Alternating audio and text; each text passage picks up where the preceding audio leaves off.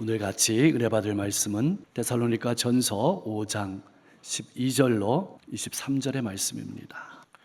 형제들아, 우리가 너희에게 구하노니 너희 가운데서 수고하고 주 안에서 너희를 다스리며 권하는 자들을 너희가 알고 그들의 역사로 말미암아 사랑 안에서 가장 귀히 여기며 너희끼리 화목하라. 또 형제들아, 너희를 권면하노니 게으른 자들을 권계하며 마음이 약한 자들을 격려하고 힘이 없는 자들을 붙들어 주며 모든 사람에게 오래 참으라. 삼가 누구에게든지 악으로 악을 갚지 말게 하고 서로 대하든지 모든 사람을 대하든지 항상 선을 따르라. 항상 기뻐하라. 쉬지 말고 기도하라. 범사에 감사하라. 이것이 그리스도 예수 안에서 너희를 향하신 하나님의 뜻이니라.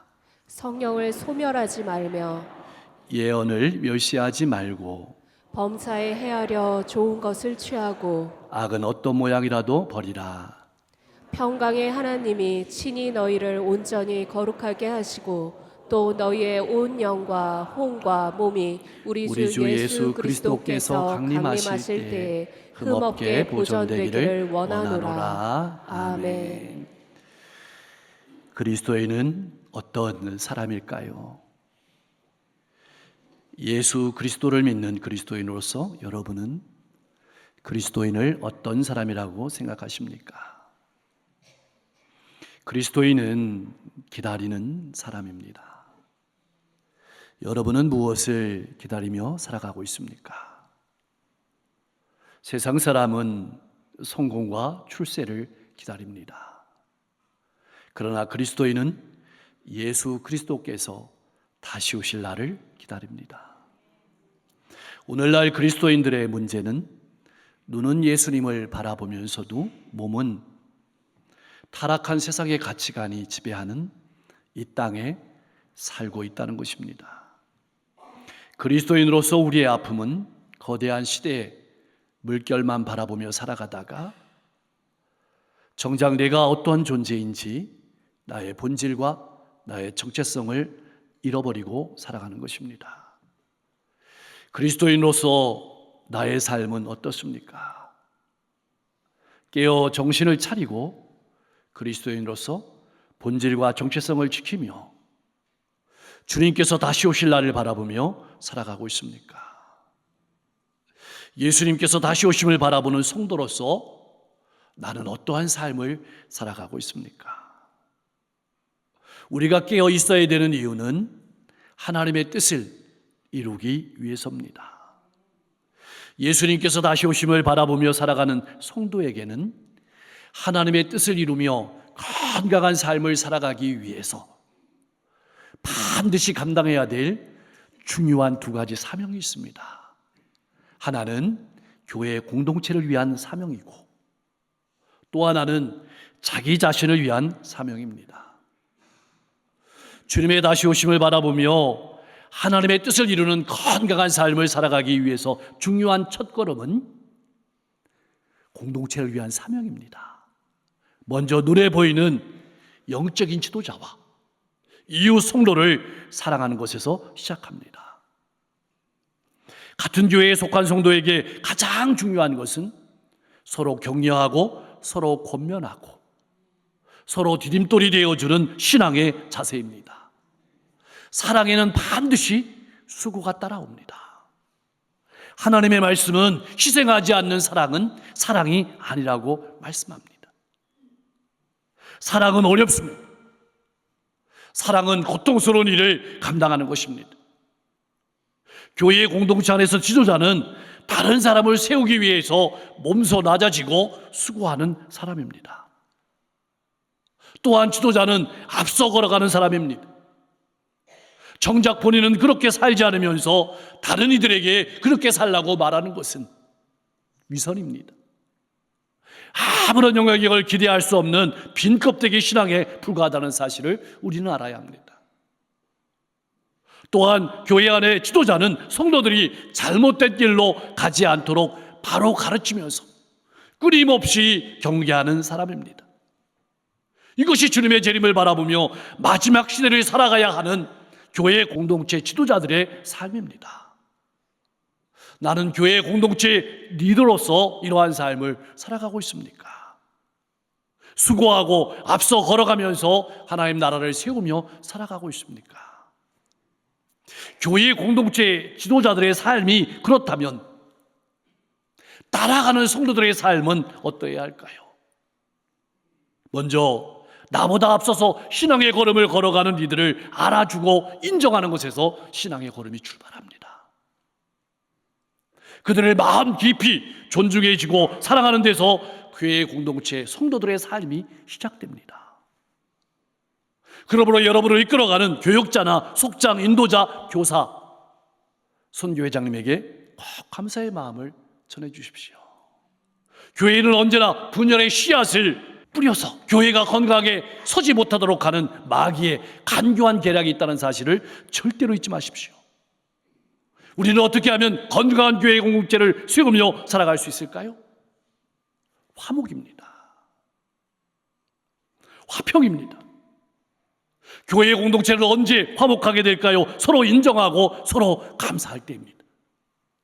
교회는 먼저 낮아서 수고하고 자신이 먼저 말씀대로 살려고 몸부림치며 후배 신앙인들을 사랑하며 그리스도인으로 바르게 살려고 도우는 이들이 절대적으로 필요합니다. 그리고 이들을 존중하면서 사랑하며 따라가는 성도들도 필요합니다. 교회에서 지도자들을 귀하게 여기지 않으면 내 생각으로 내 뜻으로 마음이 다칩니다. 마음이 다치면 하나님의 말씀과 권면이 들려오지 않게 됩니다. 말씀이 들려오지 않으니 순종할 수 없고 순종하지 않으니 복을 받을 수가 없게 되는 것입니다. 반면 지도자들을 귀히 여기면 말씀이 들려옵니다. 하나님의 말씀이 들려오니 순종하게 되고 순종하니 겸손한 사람이 되고 감사하는 사람이 되고 믿음이 자라게 되고 하나님의 복을 받게 되는 것입니다. 교회 공동체 안에는 여러 종류의 사람들이 모여 있습니다. 게으른 사람도 있고 마음이 약한 사람도 있고 힘이 없는 사람도 있습니다. 게으른 사람은 하나님의 말씀을 떠나서 제 마음대로 제 뜻대로 신앙생활하는 사람을 말합니다. 2000년 전 데살로니가 교회에는 예수님이 금방 오신다고 해서 생업을 포기하는 사람들이 있었습니다. 가족을 돌보지 않는 사람들이 있었습니다. 이것은 바른 삶이 아니었습니다. 이런 사람들을 신앙으로 바로 잡아 주어야 합니다. 얼마나 많이 기도하고 얼마나 많이 말씀을 읽느냐도 대단히 중요합니다. 그러나 더욱 중요한 것은 하나님께서 내게 주신 시간과 물질을 얼마나 때를 아껴 쓰면서 말씀을 따라 살아가느냐, 이것이 중요합니다. 또한 마음이 약한 자들도 격려하며 살아가야 합니다. 왜 마음이 오그라들었을까요? 구원에 대한 확신이 없기 때문입니다. 그리고 고통과 어려움을 당하면 우리의 마음이 오그라들게 됩니다. 어떻게 도울 수 있을까요? 우리는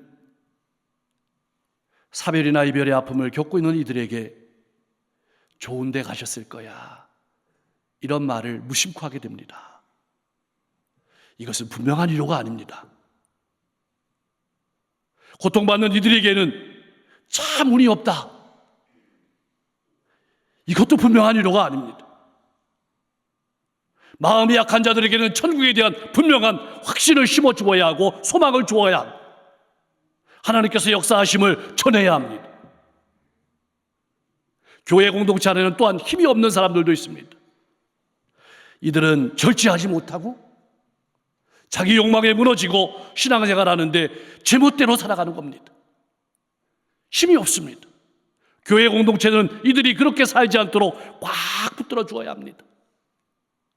근데 이들을 붙들어 줄 때에는 인내가 필요합니다. 오래 참으라는 말은 다른 사람을 쉽게 판단하지 말라는 뜻입니다. 오래 기다리라는 뜻입니다. 우리가 교회 공동체 안에서 섬기고 교제하다 보면, 다른 이들을 돕다 보면, 많이 만나다 보면 필히 허물이 보이고 약점이 보이게 됩니다. 그러면 쉽게 판단하게 되고 힘을 잃게 되고 포기하게 됩니다. 기다려 주어야 합니다. 사람은 내가 바라는 대로 그렇게 빨리 변하지 않습니다. 근데 우리가 다른 사람도 기다려 줘야 되지만 자기 자신도 기다려 줘야 합니다. 내 자신에게도 실망할 때가 너무나도 많습니다. 하나님의 말씀을 듣고 진리의 말씀을 듣고 그 말씀을 따라 살아가는 사람으로서 믿음이 자랄 때까지 기다려주며 도우며 살아가는 삶이 마지막 때를 살아가는 성도의 바른 삶이라는 말씀입니다. 그런데 오래 참으라는 말씀 뒤에는 어떤 말씀이 나오냐면 악을 악으로 갚지 말라고 하십니다. 이것이 오래 참는 삶의 방식입니다. 세상을 살아가다 보면 별의별 사람을 다 만나게 됩니다. 나를 반기고 나를 사랑하고 나를 귀히 여기는 사람도 만납니다. 이들은 내가 즐거워할 때 함께 즐거워하고 울 때 함께 울어줍니다. 반면에 나를 괴롭히는 사람도 만나게 됩니다. 다윗은 아들 압살롬을 그렇게 사랑했는데 아들 압살롬은 다윗의 사랑을 배신으로 대했습니다. 사랑으로 나를 대하는 사람과 좋은 관계를 유지하고 나가는 것은 그리 어렵지 않습니다. 문제는 악의를 가지고 나를 대하고 괴롭히는 사람과도 좋은 관계를 유지하고 살아가는 일은 쉽지 않습니다. 고통스럽습니다. 그래서 본문은 말하고 있습니다. 악을 손으로 이기라. 미움을 사랑으로 이기라. 거짓을 정직으로 이기라. 이것이 마지막 때를 살아가는 성도의 삶입니다. 이것을 우리의 가슴 속에 새기십시오. 나의 삶은 어떻습니까? 명심하십시오. 15절 말씀은 항상 선을 따르라고 권면하고 있습니다. 따르라는 말은 마치 사냥꾼이 사냥감을 추적하는 데 쓰이는 말입니다. 끊임없이 추구하란 말입니다. 실망하지 말고 낙심하지 말고 오래 참으면서 그렇게 살아가라는 말입니다. 예수님께서 다시 오심을 바라보며 살아가는 성도에게는 하나님의 뜻을 이루며 건강한 삶을 살아가기 위해서 반드시 감당해야 될 두 번째 사명이 있습니다. 그것은 개인적으로 하나님 앞에 살아가는 삶입니다. 어떤 삶을 살아가야 할까요? 항상 기뻐하는 삶입니다. 우리는 이렇게 말씀을 편하게 읽고 있지만 2000년 전 데살로니가 교회의 성도들의 삶은 쉽지 않았습니다. 믿는 것 때문에 핍박을 당하고 있었습니다. 잡히면 죽음이었습니다. 그런 성도들에게 항상 기뻐하라고 권면하고 있습니다. 모든 일이 잘 될 때 기뻐하는 것은 누구나 할 수 있습니다. 그러나 핍박을 당할 때 기뻐하는 것은 어렵습니다. 그렇다면 항상 기뻐하라는 말은 무슨 뜻일까요? 어떤 상황 가운데서도 우리 주님께서 나를 버리시지 않고 나와 함께 하신다는 사실이 여기에 들어 있습니다. 우리의 기쁨은 여기 있습니다. 사랑하는 성도 여러분, 여러분은 무엇으로 기뻐하십니까? 일이 잘 돼서입니까? 성적이 올랐기 때문입니까? 아이가 잘 자랐기 때문입니까? 물론 이런 기쁨도 당연히 중요한 기쁨이지만 그런데 이러한 기쁨은 상황이 바뀌면 사라집니다. 신경이 날카로워집니다. 그러면 우리는 어떻게 기쁨이 충만한 삶을 항상 살아갈 수 있을까요? 예수 그리스도 때문입니다. 우리가 잘 아는 찬송 288장에 보면 예수를 나의 구주 삼고, 그리고 우리가 늘 많이 부르는 찬송 384장에 나의 갈 길 다 가도록, 391장에 오 놀라운 구세주 예수 내 주, 이 주옥 같은 찬송을 파니 제인 크로스비 여사가 작곡을 했습니다. 이분은 어렸을 때 실명을 했습니다. 어릴 때 불우하게 자랐습니다. 하나도 감사할 것이 없는 상황 가운데 자랐습니다. 그런데 그녀는 예수를 만나고 기쁨과 감사가 충만한 가운데 찬송을 작곡했고 우리에게 큰 은혜와 감동을 끼치고 있습니다. 이제는 우리가 그렇게 살아야 될 차례입니다. 운동선수는 고통과 기쁨이 서로 분리되지 않는다는 사실을 몸으로 잘 알고 있습니다. 무슨 말일까요? 고통 가운데 기쁨이 있다는 뜻입니다. 신앙도 마찬가지입니다. 우리가 걸어가는 그 길 가운데 우리가 섬기고 봉사하고 교제하는 그 가운데 고통이 있는 것이 사실이지만 그 고통 가운데 주님이 함께 하시고 앞으로 역사하실 것을 바라보기에 항상 기쁨으로 믿음의 길을 걸어가는 겁니다. 항상 기쁨의 삶을 살아가십시오. 기뻐하는 이들은 얼굴도 다릅니다. 인생도 아름답습니다. 주님께서 오실 날을 바라보면서 우리가 해야 될 일은 낙심하지 않고 또한 기도하는 겁니다. 우리는 언제 기도하지 않을까요? 일이 잘 되면 기도하지 않습니다. 바쁘면 기도하지 않습니다. 이렇게 기도를 중단하는 뿌리 가운데는 내가 할 수 있다는 교만한 마음이 깔려 있습니다. 그러다가 장애물을 만나면, 그러다가 힘들어지게 되면 하나님께서 나에게 관심이 없다고 원망하며 낙심하게 됩니다. 주저앉게 됩니다. 운동도 건강할 때 시간을 내서 해야 되는 것처럼 기도도 그렇게 해야 합니다. 또한 기도에도 응답되지 않을 때 기도를 중단하기 쉽습니다. 그때 낙심하지 말고 내 종족대로 구하고 있는 것은 아닌지 살펴야 합니다. 일이 잘 될 때, 바쁠 때 시간을 내십시오. 어려움을 당할 때, 기쁨이 사라질 때 기도의 자리를 찾으십시오. 한 가지 궁금합니다. 왜 기쁨과 감사의 사이에 쉬지 말고 기도하라고 말씀하셨을까요? 쉬지 않고 기도해야만 기뻐할 수 있고, 기쁨이 있어야만 감사하는 것입니다. 주님께서 오실 날을 바라보면서 우리가 마지막 시대를 살아가는 또 하나의 중요한 일은 범사에 감사하는 것입니다. 범사에 감사란 말은 어떠한 상황 가운데서도 감사란 뜻입니다. 이 말은 무조건 감사란 말이 아닙니다. 우리는 때때로 좌절합니다. 그러나 로마서 8장 28절, 이번 주에 암송구절처럼, 바울의 고백처럼 나를 나보다 더 잘 아시는 하나님께서 모든 것이 합력하여 선을 이루시는 분인 줄 믿기 때문에 감사하는 것입니다. 신앙인과 미신을 믿는 사람의 차이가 무엇일까요? 미신을 믿는 사람도 기도하지만 감사가 없습니다. 왜냐하면 내 치성으로 이루었다고 생각하기 때문입니다. 반면 신앙인에게는 감사의 열매가 맺힙니다. 왜냐하면 내 힘이 아니라 하나님께서 열매 주셨음을 믿기 때문입니다.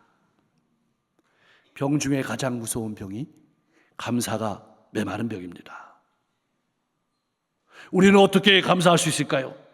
인간적으로 우리는 상황과 미래를 다 알 수 없습니다. 그러나 나를 사랑하시고 나를 택하시고 나와 함께 하시는 하나님께서 나를 향하신 놀라운 뜻을 가지고 계시고 모든 것이 합력하여 선을 이루시는 분인 줄 믿기에 감사할 수 있습니다. 이러한 감사가 없으면 우리는 상황과 환경에 지배당할 수밖에 없습니다. 그러면 노예가 되는 것입니다. 노예와 주인의 차이가 무엇일까요? 주인은 기쁨이 있지만 노예는 기쁨이 없습니다. 그러니 행복할 리가 없습니다. 나는 어떻습니까? 내 삶에는 기쁨과 감사가 있습니까? 아니면 상황과 환경에 따라서 그때그때마다 달라지는 환경과 상황에 지배당하는 신앙인은 아닙니까? 무엇보다 우리가 조심하며 살아가야 될 것은 내 생각과 내 경험에 의존하는 것입니다. 성령님께서는 성도 안에 거하시며 돕기 위해서 모든 일을 감당하시지만 성숙하지 못한 성도는 성령의 인도하심을 떠나서 내 뜻대로 내 욕망대로 살기를 좋아합니다. 그래서 교회 공동체의 화목이 무너지고 교회가 건강하게 서지 못할 때가 많습니다. 성령께서 마음껏 일하실 수 있도록 여러분의 마음과 인생을 열어드리십시오. 본문의 말씀에 예언을 멸시치 말고 그 예언은 하나님의 말씀을 말합니다. 오늘 듣는 말씀이 하나님께서 내게 주시는 말씀으로 듣고 내가 마땅히 해야 될 일을 분별하며 살아가란 말입니다. 주일 예배에 참석해서 가만히 앉아있다가 돌아오지 말고 말씀을 붙잡고 삶으로 돌아가시길 바랍니다. 말씀을 듣고 깨달았으면 좋은 것은 붙잡아야 되지만 버려야 될 것은 버리겠다고 바로 결단하고 버려야 합니다. 그리고 다음 주에 예배드리러 나올 때는 그 버린 모습을 하나님께 제물로 드려야 합니다. 예배드리다가 말씀을 듣다가 자꾸만 핑계를 대는 습관을 깨달았다면, 예배에 늦는 삶이 매주 반복됨을 깨달았다면, 세상의 가치관을 따라 사는 삶을 깨달았다면, 이웃을 용서하지 못하는 강팍한 마음이 내게 있다는 것을 깨달았다면 회개하고 버리십시오. 그리고 다음 시간에는 달라진 모습으로 하나님 앞에 나오십시오. 예배당을 방문하는 성도가 아니라 예배를 드리는 성도로 지도자를 존중하며 사랑하십시오. 연약한 성도들을 돕고 오래 참으며 기다리며 교회를 세워 나가십시오. 즐거워하는 자들과 함께 즐거워하고 우는 자들과 함께 울며 쉬지 말고 기도함으로 범사에 기뻐하고 감사가 넘치는 삶을 살아가십시오. 그래서 주님께서 오셨을 때 주님을 흡족하게 해드리며 잘했다 칭찬받는 여러분과 제가 될 수 있기를 주님의 이름으로 간절히 축복합니다. 기도하겠습니다. 예수님께서 다시 오시는 날 부끄럽지 않은 그리스도인으로 그리스도인의 본질과 정체성을 잃지 않고 살아가게 하옵소서. 교회의 공동체를 섬길 때 지도자를 존경하며 이웃 성도들을 내 몸같이 사랑하며 경영하며 분명한 소망을 나누며 살아가게 하옵소서. 인내하며 기다려주고 악을 선으로 미움을 사랑으로 거짓을 정직으로 이기며 그리스도의 향기를 드러내며 살아가게 하옵소서. 쉬지 않고 기도하는 가운데 항상 기쁨과 감사가 넘치는 삶을 가정과 일터와 이웃 가운데서 풍성하게 살아가게 하옵소서. 오늘 오후에는 125주년 감사 찬양대 헌신 예배가 있습니다.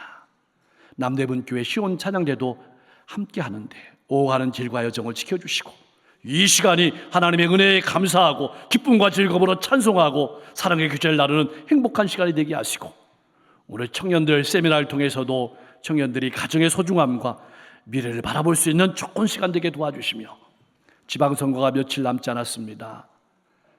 지역과 시대 또 민족 많은 영혼들을 사랑하고 상생하고 화합하고 미래를 열어가는 하나님의 마음에 합한 지도자들이 선출되게 하옵소서. 이 땅 곳곳에 전쟁과 기근과 재난과 죄가 고통이 있습니다. 눈물을 닦아주시고 평화를 주실 뿐만 아니라 회복을 주시고 일으켜 세워주시고 앞길을 열어 주옵소서. 우리 성도님들이 새로운 주원을 바라보며 기도하고 계획하는 모든 일들이 하나님의 뜻 가운데 풍성한 열매 맺게 하시고 오늘도 복음을 들고 걸어가시는 선교사님들의 걸음걸음마다 수많은 열매들이 맺혀지고 수많은 영혼들이 하나님의 은혜와 사랑을 맛볼 수 있도록 역사해 주시옵소서. 예수 그리스도의 이름으로 간절히 기도하옵나이다.